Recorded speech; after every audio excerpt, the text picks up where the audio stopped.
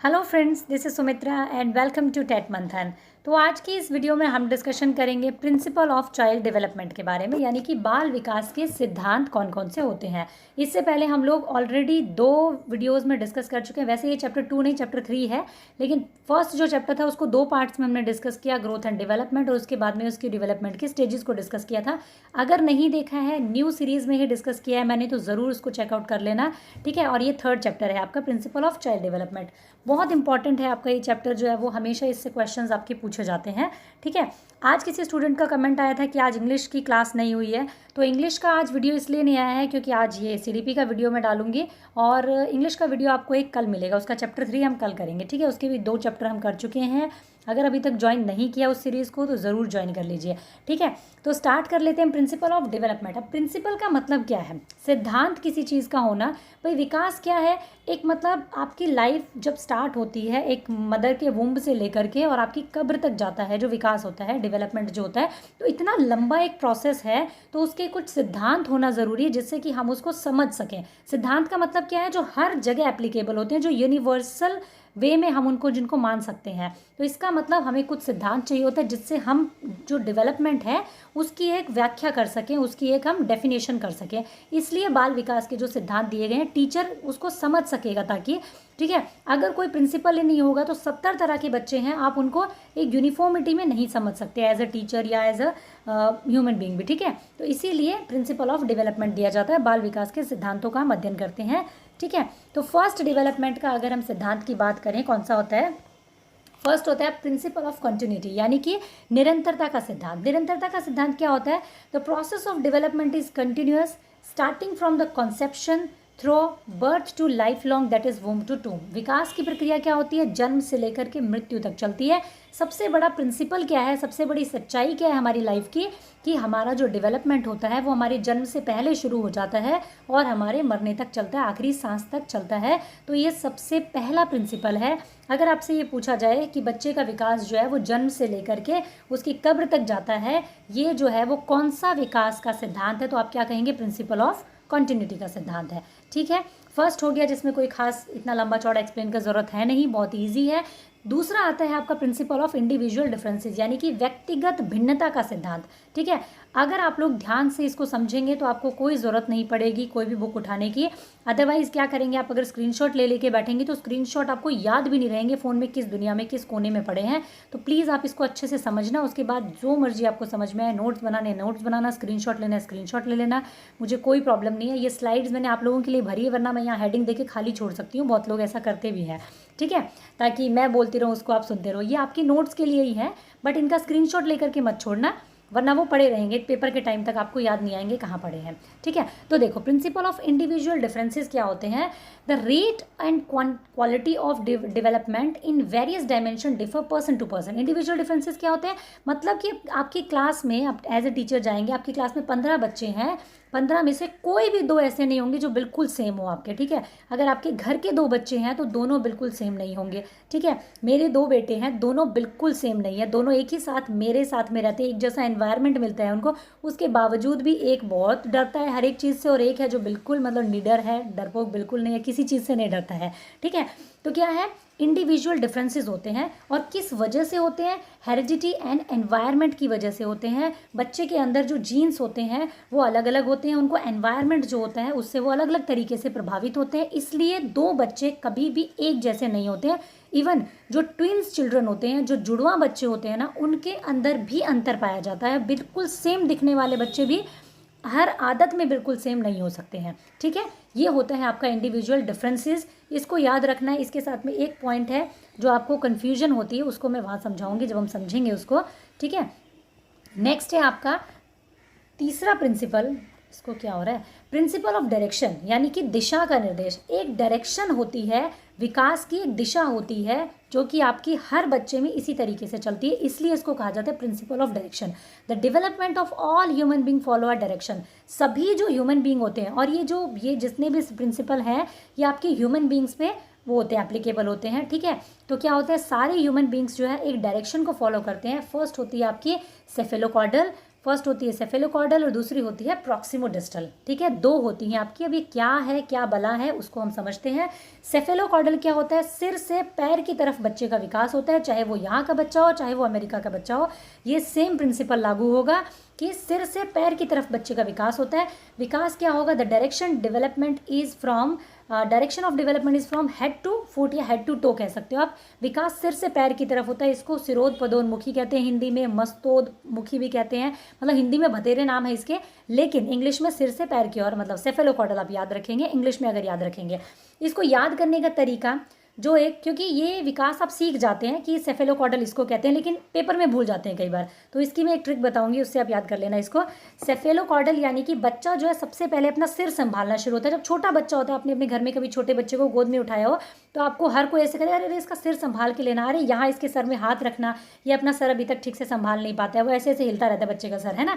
तो मतलब सबसे पहले उसके हेड पे कंट्रोल आता है, देन उसकी गर्दन वो संभालने लगता है, फिर उसके बाद में उसके मतलब हाथों पे उसका कंट्रोल आता है, वो बॉडी को संभालने लगता है, खड़ा मतलब बैठने लगता है, फिर उसके बाद में पैरों से बैठने आराम से लगता है वो, उसके बाद में वो क्रॉल करने लगता है। तो इसका मतलब सिर से उसका कंट्रोल आना शुरू होता है और पैरों की तरफ कंट्रोल जाता है, वो धीरे धीरे खड़ा होना स्टार्ट होता है। ठीक है, ये होता है आपका सेफेलोकॉर्डल यानी सिर से पैर की ओर। एक दूसरा विकास होता है, ये जैसा कि मैंने बताया, child gain control over its head first, then arms and legs. सबसे पहले हेड पे, फिर उसकी आर्म्स पे कंट्रोल आता है, देन उसकी लेग्स पे आता है, और वो जिस तरीके से खड़ा होता है, फिर इसको हम कहते हैं सेफेलोकॉर्डल। ठीक है, सिर से पैर की ओर। प्रॉक्सिमोडिस्टल होता है, the direction of development is centre to periphery called proximodistal, यानी कि सेंटर से बाहर की तरफ कंट्रोल आना। सबसे पहले बच्चे की स्पाइनल कॉर्ड बनती है जब वो माँ के गर्भ में होता है, उसके बाद उसका बाहर की तरफ कंट्रोल कैसे आता है, सबसे पहले बच्चा इस हिस्से को संभालना शुरू होता है, उसके बाद वो अपनी बाजू संभालना शुरू करता है धीरे धीरे, फिर उसके बाद में उसका फिंगर्स पे कंट्रोल आता है। इसी तरीके से पहले पूरे पैरों पे उसका कंट्रोल रहता है, उसके बाद में उसका नीचे टो पे कंट्रोल आता है, यानी यहाँ से बाहर की तरफ विकास जाता है बच्चे का। ठीक है, तो इसको कहते हैं प्रॉक्सिमोडिस्टल। सबसे पहले स्पाइनल कॉर्ड बनता है, फिर उसके बाद में उसका हार्ट बनता है, उसके बाद में बाकी बनता है। ठीक है, उससे अगर आप बात करें, सबसे पहले बच्चे का ये हाथ बनता है, इस तरीके से होता है जब वो बच्चे माँ की गर्भ में होता है, फिर उसकी फिंगर्स बनना स्टार्ट होती हैं। ठीक है, तो यहाँ से बाहर की तरफ बच्चे का जो है विकास होता है, इसको हम कहते हैं प्रॉक्सिमोडिस्टल। अब आप इसको याद कैसे करेंगे, देखिए प्रॉक्सिमोडिस्टल होता है आपका सेंटर टू पेरिफेरी की तरफ। ठीक है, शरीर के मध्य भाग से बाहर की तरफ। अब आप सेंट्रल टू पेरिफेरी इसको याद करने की बजाय इसको याद करने की एक ट्रिक है, सेफेलोकॉर्डल। वैसे तो आपको मालूम है सेफेलो का मतलब सर से स्टार्ट होता है, बट फिर भी अगर याद ना रहे तो आप स का साउंड आता है सेफेलोकॉर्डल में। सेफेलोकॉर्डल अगर आप हिंदी में लिखें तो हम लिखेंगे सेफेलोकॉर्डल। ठीक है, और इसी तरीके से स भी सिर से शुरू होता है, तो ऐसे याद रख लेना कि सेफेलोकॉर्डल स से सेफेलोकॉर्डल, स सिर से पैर की तरफ जाता है। बस ये एक ट्रिक है कि आप इसको याद रख सकते हैं, पेपर में बहुत सारी कंफ्यूजन हो जाती है, कई बार याद नहीं आ पाता है, तो आपको फटाक से याद आ जाएगा कि सिर से पैर वाला सेफेलोकॉर्डल तो दूसरे वाला प्रॉक्सिमोडिस्टल ही होगा। ठीक है, वो अपने आप याद आ जाएगा। तो ये एक ट्रिक है जिससे आप याद कर सकते हैं इसको थोड़ा सा। चलिए अब बढ़ जाते हैं हम नेक्स्ट पे। उसके बाद में आता है आपका 4th number development follow a uniform pattern. विकास एक प्रतिमान का अनुसरण करता है, यानी कि एक यूनिफॉर्म पैटर्न को फॉलो करता है आपका जो डेवलपमेंट होता है। जैसे कि देखिए, prenatal and postnatal development of human beings follow a pattern, और एक जनरल सीक्वेंस। एक जनरल सीक्वेंस जो होता है बच्चे का वो रहता है हमेशा। कैसे रहता है कि देखिए, एक बच्चा जो छोटा है, ठीक है, जिसने अभी चलना स्टार्ट किया है, चलना स्टार्ट नहीं किया है, physical development, motor development, language development takes place in definite sequence. एक छोटा बच्चा है, वो पहले ऐसे सोया रहता है आराम से, कोई काम धाम नहीं होता उसको। उसके बाद में उसका धीरे धीरे अपने बॉडी पर कंट्रोल आने लगता है, वो इस तरीके से उल्टा खड़ा होने लगता है, मतलब उल्टा इस तरीके से क्रॉल के उसमें पोजीशन में खड़ा होने लगता है, फिर वो क्रॉल करने लगता है, बैठने लगता है अच्छे से, और फिर वो खड़े होने लगता है। अब ये जो सीक्वेंस है, एक यूनिफॉर्म पैटर्न है, ये आपका हर बच्चे में सेम रहेगा। ठीक है, बेशक कितने भी इंडिविजुअल डिफरेंसेस हो, फिर भी यूनिफॉर्म पैटर्न को फॉलो करता है हर एक ह्यूमन जो बच्चा होता है वो। अगर वो बच्चा यहाँ का होगा तब भी वो पहले ऐसे सोएगा, फिर ऐसे उठेगा, फिर ऐसे घुटनों पे चलेगा, बैठेगा और फिर खड़ा होगा। ऐसा नहीं है कि यहाँ से कोई फॉरेन का बच्चा होगा वो यहाँ से सीधा यहाँ खड़ा हो जाएगा या भागने लग जाएगा पैदा होते ही। ऐसा कहीं नहीं होता है। इसका मतलब इंडिविजुअल डिफरेंसेस होना एक अलग चीज़ है। ये देखो, ये बच्चा क्या है, एक ये बच्चा है यहाँ का, और एक अगर आप ले लो अमेरिका का बच्चा है, उसने भी सेम पैटर्न को फॉलो किया कि वो ऐसे ही खड़ा हो, ऐसे ही मतलब पहले क्रॉल किया, ऐसे अपने पैरों को संभाला, फिर खड़ा होना स्टार्ट हुआ। सेम पैटर्न हुआ दोनों बच्चों का, लेकिन फिर भी दोनों बच्चे क्या सेम होंगे? नहीं होंगे। उनकी आदतें सेम नहीं होंगी, उनकी बोलने का तरीका सेम नहीं होगा, भाषा सेम नहीं होगी, शक्ल सेम नहीं होगी, उनकी जीन्स सेम नहीं होंगे। वो क्या हो गया? इंडिविजुअल डिफरेंसेस की वजह से हो गया, हेरिडिटी वातावरण की वजह से हो गया। और ये क्या है? एक सेम पैटर्न को ज़रूर फॉलो करता है हर एक ह्यूमन बीइंग का जो आपका डेवलपमेंट होता है वो। ठीक है, दोनों में समझ में आ गया होगा। डिफरेंसेस भी होते हैं इंडिविजुअल, लेकिन एक यूनिफॉर्म पैटर्न को फॉलो करता है हर विकास जो होता है बच्चे का। ठीक है, principle two of general to specific. अब इसका क्या मतलब होता है? सामान्य से विशिष्ट की ओर जाना। कुछ आपको वो जो नोट्स है स्टार्टिंग के वो कुछ इंग्लिश में है, बाकी आगे के सारे नोट्स आपके मतलब एक एक वर्ड टू वर्ड ट्रांसलेट रहेंगे। ठीक है, तो सामान्य से विशिष्ट की ओर क्या होता है कि बच्चे का जो डेवलपमेंट होता है वो general activities proceed to specific activity. In case of language development, child before saying different words later babble different sound, similarly large object before saying small object. इसको छोड़ो, आप मेरी सीधी सी भाषा समझो। ये क्या है? एक बच्चे को अगर आप कोई बड़ा ऑब्जेक्ट देते हो, जैसे कुछ भी आप दे देते हो, जैसे ये है, ठीक है, ग्लू का बॉटल है, अगर आप एक बच्चे को देते हो स्टार्टिंग में, तो वो ऐसे दोनों हाथों से पकड़ता है उसको।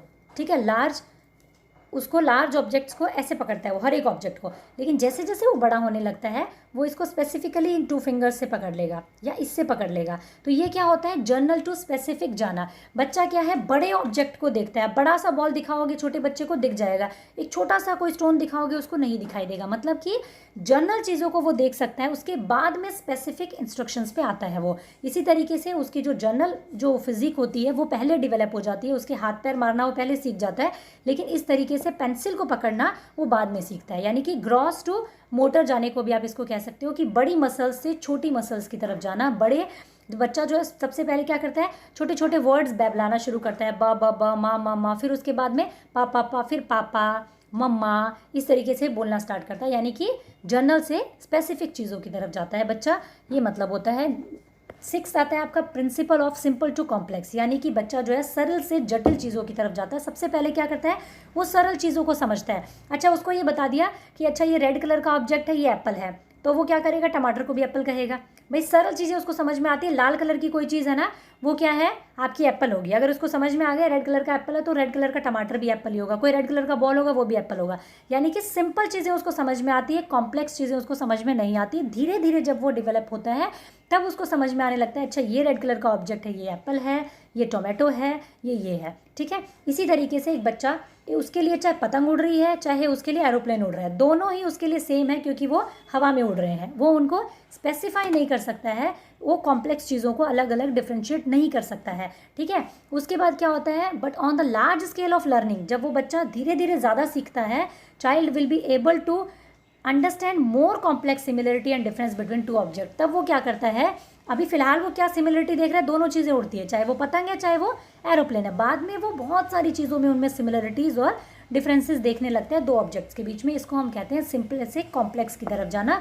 पहले सरल चीज़ें सीखता है बच्चा, उसके बाद में कॉम्प्लेक्स जाते हैं। हमारा जो करिकुलम बना होता है वो भी इसी हिसाब से बना होता है, इन्हीं प्रिंसिपल के हिसाब से बना होता है कि बच्चे को छोटी क्लास में बहुत ही सिंपल चीज़ें दी जाती हैं।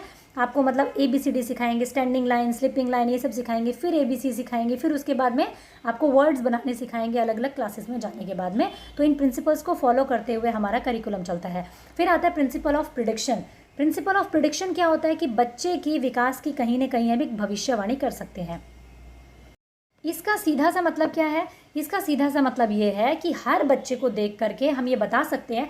पहला रीज़न इसका क्या है कि यूनिफॉर्म पैटर्न होता है हर एक बच्चे के अंदर, इसलिए हम भविष्यवाणी कर सकते हैं कि एक बच्चा जब पैदा होगा तो वो इतने महीने में जो है वो इस तरीके से पलटना शुरू कर देगा, इतने महीने में वो बैठना शुरू कर देगा, इतने महीने में वो खड़ा होना शुरू कर देगा, इतने महीने में वो क्या करेगा? दौड़ना शुरू कर देगा। तो ये क्या है? एक तरीके का प्रिडिक्शन है, एक तरीके का भविष्यवाणी है, जो हम बच्चे के यूनिफॉर्म पैटर्न वाले प्रिंसिपल की वजह से कर सकते हैं कि हर बच्चा जो है वो इतने इतने टाइम पीरियड में, थोड़ा बहुत अंतर बेशक हो सकता है, बाकी इतने टाइम पीरियड में एक बच्चे की ये मूवमेंट होगी। आगे इन्फेंसी आएगी, चाइल्डहुड आएगा, एडोलेसेंस आएगा, फिर उसके बाद में ओल्ड एज में जाएगा बच्चा और उसके बाद में फिर वो अपनी डेथ की तरफ जाएगा। तो ये क्या है, एक भविष्यवाणी है। इसी तरीके से बच्चे का जो रेट ऑफ ग्रोथ होता है, उसका डेवलपमेंट होता है, उसके बारे में हम प्रिडिक्ट कर सकते हैं, उसके बच्चे के फ्यूचर के बारे में, और उसके इंटरेस्ट, उसकी लाइकिंग और डिसलाइक के बेसिस पे हम ये प्रिडिक्ट कर सकते हैं कि बच्चा आगे चल करके किस तरीके की एक्टिविटीज़ में इन्वॉल्व होगा, किस तरीके की चीज़ें वो पसंद करेगा। जैसे कि हम छोटे बच्चों को शुरू से देखते हैं ना, कोई बच्चा पेंटिंग का शौक होता है तो पेरेंट्स उसको कहते हैं वाह ये तो बहुत अच्छा पेंटर बनेगा, और बच्चों की बातें सुन के हम कहते हैं अच्छा ये तो ना इंजीनियरिंग बनेगा, इसकी हरकतें ऐसी है, ये तो इंजीनियरिंग बनेगा। तो वो क्या करते हैं, हम प्रिडिक्ट करते हैं कहीं ना कहीं बच्चे की लाइकिंग डिसलाइक्स को देख करके कि ये बच्चा क्या करेगा। जनरली अगर हम कहें तो एक कहावत अपने यहाँ पे होती है, हरियाणा में कहते हैं लोग कि पूत के पाँव जो होते हैं वो पालने में नजर आ जाते हैं, है ना। तो वो होती है विकास की भविष्यवाणी करना, ठीक है, कि उसकी प्रिडिक्शन कर दिया जाता है बच्चे का एक डेवलपमेंट का। फिर आता है आपका 8th number, principle of inter relation, यानी परस्पर संबंध का सिद्धांत। All the dimension of development relate with और इन्फ्लुएंस ईच अदर। देखो प्रिंसिपल ऑफ इंटर रिलेशन क्या है, जितने भी विकास के आयाम होते हैं आपके, जो वेरियस एस्पेक्ट्स होते हैं बच्चे के, वो इंटर रिलेटेड होते हैं आपके, उनके बीच में इंटर रिलेशन होता है। बच्चे का जो कॉग्निटिव डेवलपमेंट होता है, जो फिजिकल डेवलपमेंट होता है, जो मॉरल डेवलपमेंट होता है, इमोशनल डेवलपमेंट होता है, ये सब आपस में क्या है, इंटर रिलेट करते हैं। बच्चे का कॉग्निटिव डेवलपमेंट अगर ठीक नहीं है बच्चे का, तो उसको क्या होगा, बाकी चीज़ों में भी उसको प्रॉब्लम आएगी। अगर बच्चा फिजिकली ठीक नहीं है तो वो मेंटली भी उसको कहीं ना कहीं जो है वो प्रभावित करेगा। एक बच्चे की अगर स्पीच में प्रॉब्लम है तो क्या करेगा, वो बच्चा क्लास में अपने आप को कहीं ना कहीं सेल्फ डाउट में रखेगा, कहीं ना कहीं उसका जो है कॉग्निशन जो है वो भी प्रभावित होगा कि मैं ठीक से बोल नहीं पाता हूँ, लोग मुझे समझ नहीं पाते हैं। अगर किसी बच्चे को स्पीच डिसऑर्डर है, कहीं ना कहीं लैंग्वेज में प्रॉब्लम है, तो उसको क्या रहेगा, उसके कॉन्फिडेंस में कमी रहेगी, इमोशनली वो बहुत ज़्यादा स्ट्रांग नहीं होगा, थोड़ा वीक होगा, ठीक है, क्योंकि उसको उस चीज़ का हमेशा से माइंड में, बैक ऑफ द माइंड रहता है कि मैं ठीक से बोल नहीं पाता हूँ। तो उसके सारे एस्पेक्ट्स जो है वो प्रभावित होंगे कहीं ना कहीं। तो प्रिंसिपल ऑफ इंटर रिलेशन यानी कि इंटर रिलेट कर करके आपके जो एस्पेक्ट हैं विकास के वो चलते हैं आपके, ठीक है, परस्पर संबंध होता है उन सभी में, ठीक है। उसके बाद अगर हम बात करें 9th नंबर प्रिंसिपल की, 9th नंबर प्रिंसिपल है the principle of maturation and learning. तो क्या होता है, principle of maturation and learning एक अलग से टॉपिक है बड़ा सा, जिसको मैंने करवाया है और एक अच्छा रिस्पांस भी आप लोगों का, जो बाकी टेट एग्जाम्स में पूछा भी जाता है। मैच्योरेशन और लर्निंग का प्रिंसिपल क्या कहता है कि बच्चा जितना मैच्योर है आप उसको उतना ही सिखा सकते हैं। सीधी सी बात है, बस और कुछ समझने की ज़रूरत नहीं है। बच्चा जितना मैच्योर है आप उससे उतना ही काम करवा सकते हैं, जितना मैच्योर है उतना ही आप उसको सिखा सकते हैं, ठीक है। देखो क्या कहते हैं, any child need to be mature to do work, ठीक है।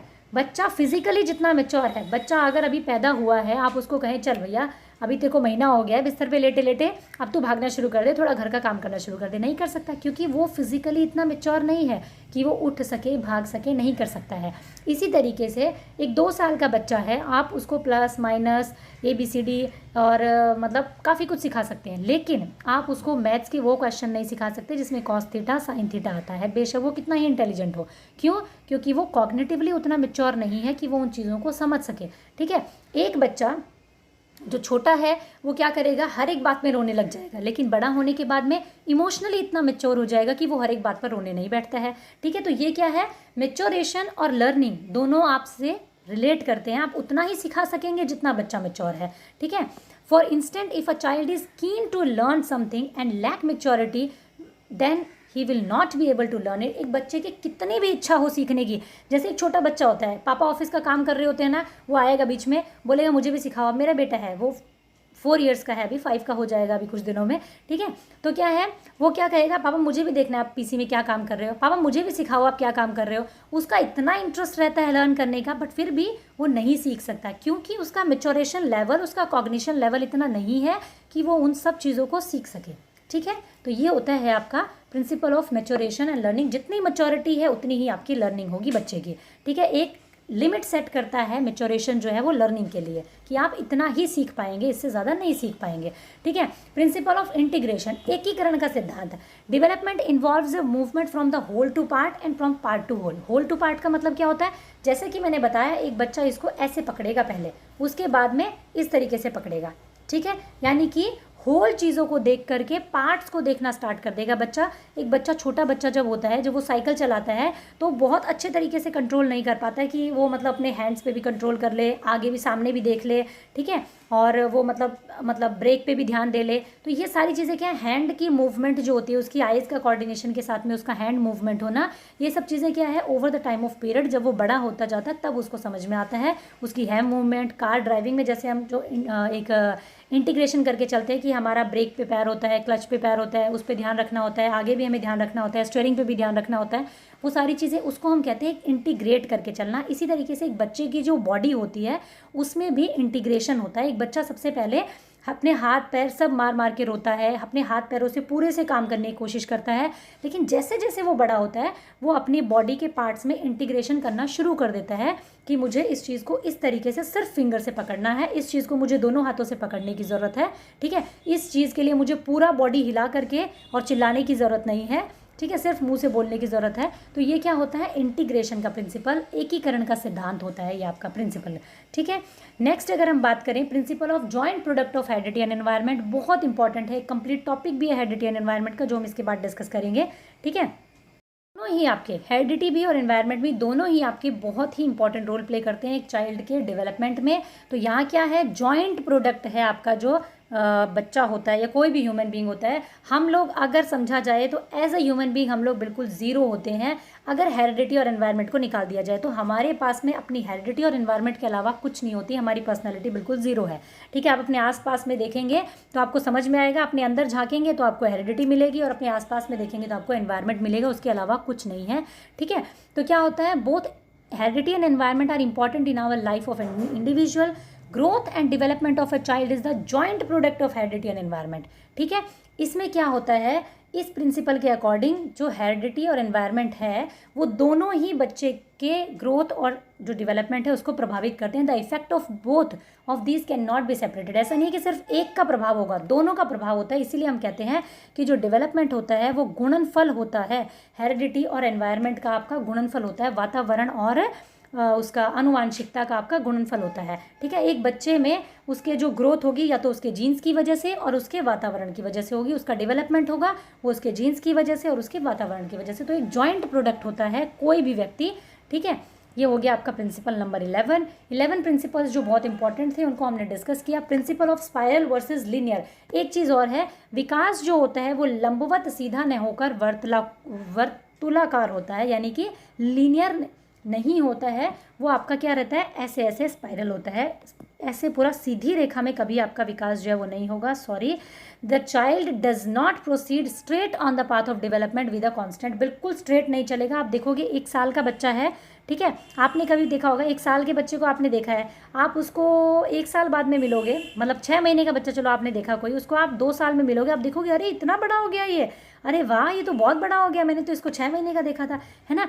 लेकिन उसी बच्चे को वो 2 साल का है, आप फिर 3 साल में देखोगे तो आपको इतना अंतर नज़र नहीं आएगा। तो विकास में क्या होता है कि बच्चा जो होता है एक टाइम पर एक तेज गति से विकास करता है, फिर उसके बाद में हल्का सा वहाँ पर एक रेस्ट लेता है, रुकता है, और फिर उसके बाद में एडोलेसेंस टाइम पीरियड में जाके आप देखते हो, फिर से आप देखते हो लड़के और लड़कियों में तेज़ी से विकास होता है। तो क्या होता है, एक सेम पेस पर नहीं चलता कभी भी कि बच्चा जो है वो एक सेम पेस पर डेवलपमेंट उसका होता जा रहा है, बिल्कुल स्ट्रेट चलता जा रहा है उसका डेवलपमेंट का जो ग्राफ है, ऐसा नहीं होता है। क्या होता है, actually he makes a advancement during a particular period, एक पर्टिकुलर पीरियड में एडवांसमेंट होती है उसके विकास में, but takes rest in the next following period to do is development, और नेक्स्ट के कुछ पीरियड्स में वो रेस्ट करता है और फिर उसके बाद में डेवलप करता है। यानी कि जो विकास होता है वो इस तरीके से होता है, कभी भी स्ट्रेट नहीं होगा, ठीक है।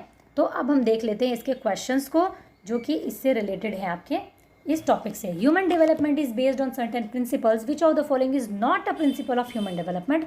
आपसे पूछा गया कौन सा इनमें से एक प्रिंसिपल नहीं है। तो देखिए, जनरल टू स्पेसिफिक यानी सामान्य से विशिष्ट की ओर होता है, ठीक बात है, सामान्य से विशिष्ट की ओर होता है, अभी हमने पढ़ा। सीक्वेंशियल होता है, ये बात भी ठीक है कि एक सीक्वेंस में होता है, बिल्कुल ठीक है। कंटिन्यूटी होती है, ये बात भी ठीक है। रिवर्सिबिलिटी होती है क्या, ये बात भी ठीक है, जी नहीं, रिवर्सिबिलिटी विकास में नहीं होती है। ऐसा नहीं होगा कि एक बच्चा जो है वो आज 1 साल का था, कल 2 साल का हो गया और वो फिर से 1 साल का हो जाएगा, जी नहीं, वो कभी भी नहीं होगा। रिवर्स आपका डेवलपमेंट कभी भी नहीं जाएगा। ऐसा नहीं है कि आपके अंदर एक समझ विकसित हो गई है 5 साल के बच्चे में और वो क्या होगा 6ठे साल में जाकर के वो सारी समझ उसके डिलीट हो जाएगी, इरेज हो जाएगी, ऐसा नहीं होता, कभी भी रिवर्स नहीं जाता है, बैक गियर इसमें नहीं लगता है। तो विकास के सिद्धांत में रिवर्सिबिलिटी नहीं होती है, ठीक है। नेक्स्ट पे बढ़ जाते हैं क्वेश्चन नंबर 2 पर। क्वेश्चन नंबर 2 क्या है आपका, development proceed from dash to dash, किस तरीके से प्रोसीड करता है, जनरल टू स्पेसिफिक जाता है, कॉम्प्लेक्स टू हार्ड जाता है, कॉम्प्लेक्स टू हार्ड जाता है, स्पेसिफिक टू जनरल जाता है, या फिर आपका सरल से इजी की तरफ जाता है, यानी सिंपल टू इजी की तरफ जाता है। तो ये बिल्कुल सेम है, सरल से आसान, विशिष्ट से सामान्य कभी नहीं जाता, जटिल से कठिन भी एक ही बात हो गई। हमारा विकास जाता है जनरल टू स्पेसिफिक, जैसे कि मैंने अभी भी आपको समझाया, जनरल चीज़ों से बच्चा स्पेसिफिक की तरफ जाता है। ठीक है, फिर आता है आपका क्वेश्चन नंबर 3। क्वेश्चन नंबर 3 क्या है आपका, which of the following is a principal of development. ठीक है, इसमें से कौन सा आपका डेवलपमेंट का प्रिंसिपल है वो पूछा गया है आपसे। ठीक है, देखो, it does not proceed at the same pace for all. ये क्या कहते हैं, सभी के लिए समान गति से आगे नहीं बढ़ता है। ठीक है जी, it is a discontinuous process. क्या ये विकास का एक सिद्धांत है कि वो डिसकंटिन्यूस प्रोसेस है? बिल्कुल नहीं है, क्योंकि वो कंटिन्यूस प्रोसेस है। डेवलपमेंट इज ऑलवेज लीनियर, अभी अभी हमने पढ़ा कि लीनियर कभी भी नहीं होगा, स्पाइरल होगा, इस तरीके से चलेगा, फिर एक ठहराव आएगा, फिर बढ़ेगा, फिर एक ठहराव आएगा, इस तरीके से। All process of development are not interconnected होगा इसमें, है ना, आर नॉट इंटरकनेक्टेड। क्या वो सारे के सारे जो विकास के आयाम है वो आपस में जुड़े हुए नहीं है? ये भी हमने पढ़ा, बिल्कुल जुड़े हुए हैं। तो ये नहीं होगा, ये नहीं होगा, ये नहीं होगा। जो आपको लग रहा है कि नॉट क्यों लिखा हुआ है यहाँ पे, क्या है, does not proceed at the same pace for all, कभी भी सेम पेस पे नहीं जाएगा, समान गति से नहीं होगा। ऐसा ज़रूरी नहीं है कि एक बच्चा जो है वो 1 साल में चलने लग गया है तो दूसरा बच्चा भी 1 साल में चलने लग जाएगा, ये कभी भी नहीं होगा। एक यूनिफॉर्म पैटर्न ज़रूर होगा। ठीक है, ऐसा नहीं है कि एक बच्चा 1 साल में चल रहा है, एक दूसरा 10 साल में चलेगा, ऐसा नहीं होगा। लेकिन हाँ, एक बच्चा अगर 9 महीने में चल गया है, दूसरा बच्चा हो सकता है 10 महीने में चले। एक बच्चा 7 महीने में चलना शुरू हो गया, दूसरा बच्चा हो सकता है 8 महीने में चले। एक बच्चे ने 7 महीने में कुछ बोलना शुरू कर दिया है तो दूसरा बच्चा हो सकता है 9 महीने में कुछ बोलना शुरू करे। इसका मतलब सभी के लिए समान गति से आगे नहीं बढ़ता है। ठीक है, बिकॉज ऑफ इंडिविजुअल डिफरेंसेस कह सकते हैं हम लोग।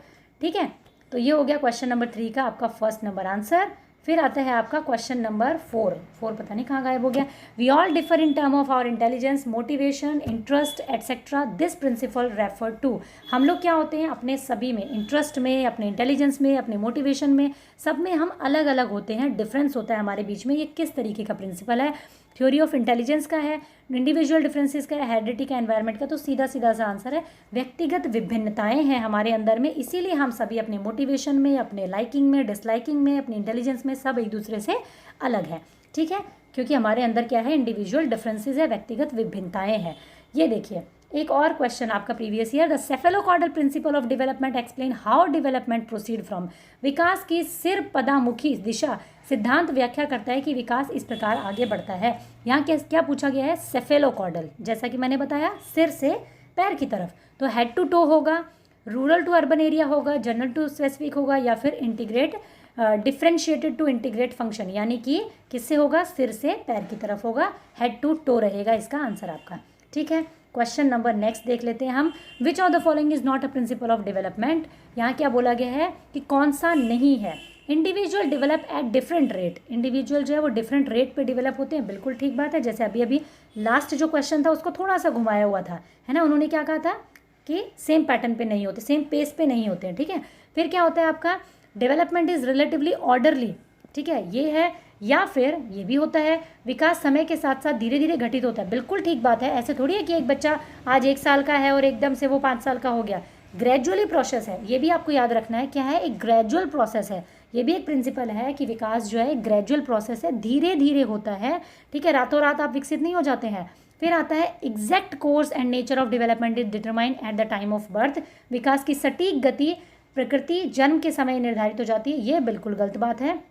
इन्होंने क्या पूछा है, not a principal of development.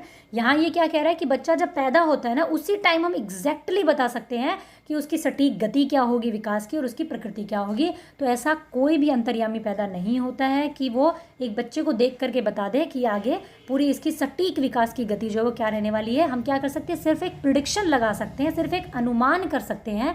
जो डेवलपमेंट है वो प्रिडिक्टेबल है, ठीक है, बट उसकी हम सटीक मतलब एग्जैक्ट नहीं बता सकते कि क्या होने वाला है आगे बच्चे के डेवलपमेंट में। ठीक है, तो ये इसका आंसर रहेगा 4 नंबर। तो ये मेरी तरफ से था आपके लिए डेवलपमेंट का प्रिंसिपल ऑफ डेवलपमेंट। और एक भी टॉपिक, एक भी मतलब जो पॉइंट है वो मैंने नहीं छोड़ा इसमें।